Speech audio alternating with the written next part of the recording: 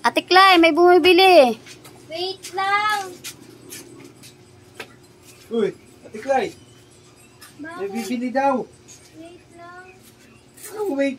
Ano ba yan? Ano yan? Kaya ka na... Oh! Si Chloe yan ah. Nag-heart ka pa dyan. Burahin mo yan. Burahin mo. Burahin mo ah. Kaya pala ano. Tanggalin mo lahat ng naka-heart dyan. Baka nakapalo ka pa dyan. Ha? Kaya ka pala na ano no? Idol mo ba yan? Ha? Huwag mo nga idolin yan. Walang kwentang tao yan. Burahin mo. Burahin mo yung palo mo. Burahin mo. Baka nakapalo ka pa dyan. Ha? Tanggalin mo, tanggalin mo. Ayun, nakalike ka pa ron, no? Nag-like ka doon, no? Yan, tanggalin mo. Walang kwentang tao yan. Hindi mo ba alam ang ginawa niyan? Ha? Itinakwil niya ang pamilya niya. Tapos diyan ka nakapalo. Anong gusto mo? Magiging ganyan ka? Paglaki mo? Baka ikaw basagin ko mukha mo pag yan ang maano ko sa'yo. Gusto mo yung thoughts na yan, yung mga pinagsasabi niyan sa buhay? Huwag kang gumaya dyan. Dahil hindi magandang halimbawa yan sa bilang ikaw. Huwag ka lang pumalo dyan, huwag mo nang tignan lahat ng ano niyan ha. Tanggalin mo yan. I-block mo yan. Ayaw kong makita yan sa cellphone mo ha. Gusto mo si Chloe? Huwag ka magano dyan. Walang kwentang tao yan. Burahin mo yan.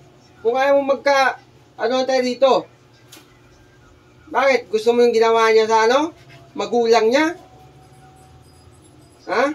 Gusto mo yung ano na tinuruan niya yung boyfriend niya? Tanggal mo na yan.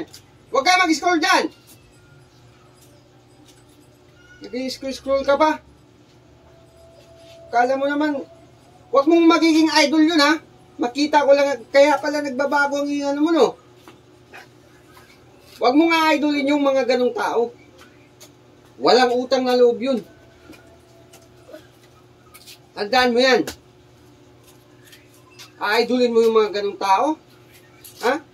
Balang araw, magiging ano ka rin, maging magulang ka rin. Kung alam mo lang mga pinagsasabi niyan. Kaya kayo lumalaban sa mga matatanda sa inyo eh. Huwag mong i-idol yung tao na yun. Dahil walang utang na loob yun. Tandaan mo yan. Kapag makita ko pa na, babasagin ko yung cellphone mo. Tandaan mo ha. Tandaan mo yan. Makita ko pa si Chloe dyan sa ano mo na yan. Babasagin ko yung cellphone mo. Tandaan mo yan. Walang magandang idinudulot yung babae na yon. Hindi pinalaki ng maayos yun o pinalaki ng maayos yun, suwael. Gusto mo magiging ganun? Ako na lang ang ano sa'yo kung sakaling magiging suwael ka. Di bali nang makulong ako. Huwag ka lang maging suwael. Tama yan ha? Pamahan doon! Oh, malis na yung bumili oh.